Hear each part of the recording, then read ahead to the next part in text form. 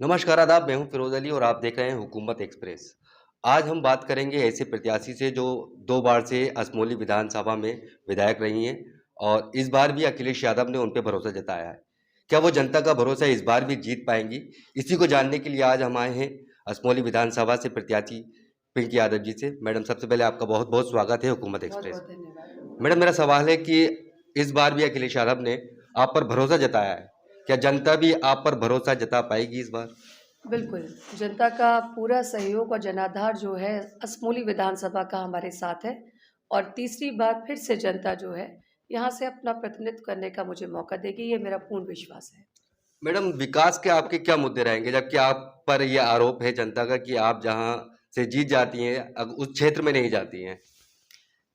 ये आरोप बिल्कुल निराधार है क्योंकि हो सकता है विपक्ष में कुछ चंद लोग ये बात कहें, लेकिन अधिकतर जनता इस बात को जानती है कि सबसे ज़्यादा क्षेत्र में रहने वाले अगर कहीं कोई है तो मैं और मेरा परिवार हमेशा जनता के बीच में बना रहता है। हर समय जनता के सुख दुख में, उनके कार्यक्रमों में जहाँ कहीं भी हमें सूचना प्राप्त होती है तो हम और हमारा परिवार हमेशा मौजूद रहता है। मैम, वो आपके ही समर्थक हैं, वो कहते हैं कि हम पिंकी यादव को चाहने वाले हैं कि शिकवे शिकायत अपनों से होती है, हम अपनों से शिकायत करते हैं।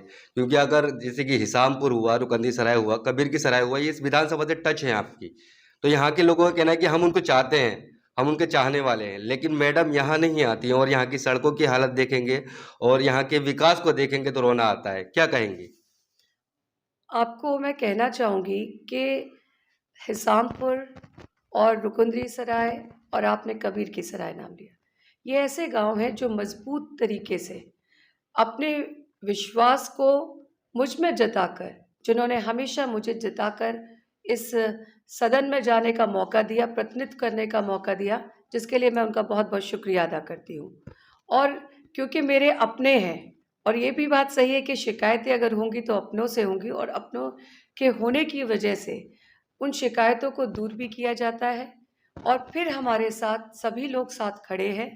और ऐसा नहीं है कि मैं उन गाँव में नहीं जाती या विकास की बात करें तो सरकार के समय जो सड़कें बनी, 700 करोड़ रुपए जो है इस विधानसभा में लगा। पीडब्ल्यूडी विभाग के द्वारा, आरईएस के विभाग के द्वारा, त्वरित योजना के द्वारा, गन्ना मंडी समिति, बहुत सारी ऐसी योजनाओं के तहत हमने इस क्षेत्र का विकास किया है। जो आपका रुकुंदी सराय से हिसामपुर होकर सुनवारी तक की सड़क है, वो भी हमारे ही समय की बनी हुई सड़क है, समाजवादी पार्टी की सरकार की। और जो कबीर की सराय की थी बात हो रही है, वो सड़क अब क्षतिग्रस्त हो गई है, जिसकी मैंने कई बार मांग उठाई, लेकिन ये मौजूदा सरकार पक्षपात के नज़रिए से आज भी वो कार्य को पूरा नहीं करा सकी। यहाँ मैं ये कहना चाहूँगी कि समाजवादी पार्टी की सरकार में जो काम हमने किए, उनके गड्ढे तक भरने में ये सरकार असक्षम है और लोग हमारे हैं और मुझे पूर्ण विश्वास है कि एक बार फिर से उन सबका समर्थन और प्यार उसी तरीके से मेरे साथ होगा, जैसा हमेशा 2 बार से उन्होंने मुझे चुनकर भेजा। मैडम, भाजपा का ये आरोप है कि आप जिन्ना प्रेमी और पाकिस्तानी पाकिस्तानी प्रेमी हैं और अखिलेश यादव हमेशा जिन्ना को और पाकिस्तान को अपने भाषणों में याद करते हैं। क्या कहना चाहेंगे?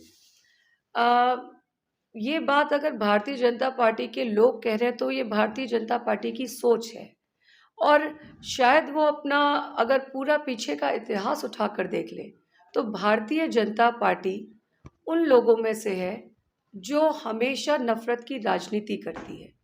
और माननीय राष्ट्रीय अध्यक्ष अखिलेश यादव जी के लिए अगर कहीं ये बात कह रहे हैं भारतीय जनता पार्टी के लोग, तो शायद अगर पीछे पलट कर कुछ पन्ने पढ़ लिए होते तो ये बात वो नहीं कहते।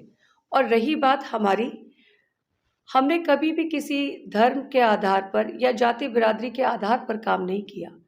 अगर ऐसा होता तो आज हम 2 बार यहाँ से विधायक ना होते और तीसरी बारी में इस पीढ़ी को चुनने के लिए जो जनता ने अपना हमें विश्वास दिया, जो चुनकर भेजा, शायद वो ना होता कहीं पर। हमारे कभी ऐसी तरह की राजनीति हमारे परिवार ने नहीं की।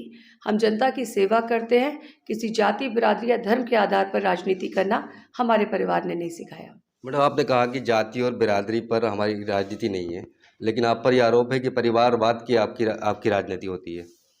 ये कौन से लोग हैं जो परिवारवाद की बात करते हैं? शायद कहीं अगर अपने आप में देख लेते तो उन्हें पता चल जाता कि भारतीय जनता पार्टी के लोग मैं कोटेड कर रही हूँ भारतीय जनता पार्टी, क्योंकि भारतीय जनता पार्टी के लोग परिवारवाद की बात करते हैं, आरोप लगाते हैं समाजवादियों पर आप अगर उठा के देखेंगे तो बहुत से ऐसे नेता हैं जिनके परिवार के लोग पीढ़ी दर चले आ रहे हैं। हमने काम किया है, जनता ने हम में विश्वास जताया है और उसी की वजह से आज तीसरी पीढ़ी में हम चुन कर आए हैं। ये जनता ने तय किया है और जनता को ही तय करना होता है कि वो किसको अपना प्रतिनिधित्व करने के लिए चुनेगी। तो ऐसा कहीं से कहीं तक नहीं है।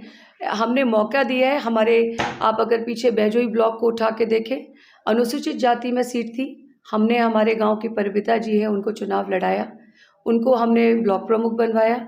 आप पीछे उठा कर देखिए अगर पवासा ब्लॉक में, तो वहाँ भी बदलाव हुए। अगर आप उठा कर देखेंगे पूरे हमारे परिवार के इतिहास को, तो हमारे परिवार ने कभी ये नहीं सोचा कि परिवारवाद के तहत राजनीति हो। हमारे परिवार ने हमेशा हर वर्ग के लिए काम किया है, हर समाज और धर्म के लिए काम किया है। और अगर आगे भी जब भी कहीं पर कोई ऐसी बात आएगी, हमने असमोली ब्लॉक में भी प्रमुख साहब जो हमारे पीछे रहे उनको चुना, हमने असमोली में उनको बनाया, वो भी अलग धर्म से आते हैं। तो हमारे यहाँ कभी परिवारवाद की बात नहीं रही है। राजनीति में परिवारवाद नहीं, जिसको जनता चाहती है उसी का चयन किया जाता है और वही जनता का प्रतिनिधित्व करता है। तो ये थी असमोली से सपा प्रत्याशी पिंकी यादव, जो कि हमें बता रही थी अपने विकास के बारे में और क्या मुद्दे रहेंगे। मिलते हैं नए जनप्रतिनिधि के साथ अगले समय में, तब तक के लिए मुझे दीजिए इजाज़त। नमस्कार।